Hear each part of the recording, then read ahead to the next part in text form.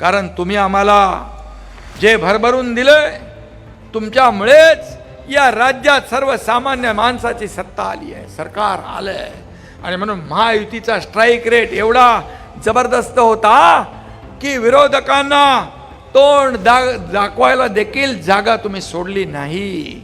विरोधी पक्ष नेता बनण्यासाठी जेवढे आमदार लागतात तेवढे देखील मिळाले नाही. स्वातंत्र्यानंतर पहिल्यांदा घडलंय, तुम्ही घडवलंय. हा इतिहास तुम्ही घडवलाय, या महाराष्ट्रातल्या जनतेने घडवलाय. आणि म्हणून तुमच्या ऋणातून उतराई होऊ शकत नाही आम्ही.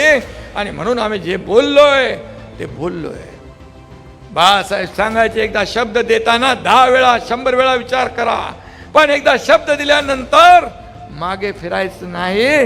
हा मंत्र आमच्याकडे आहे.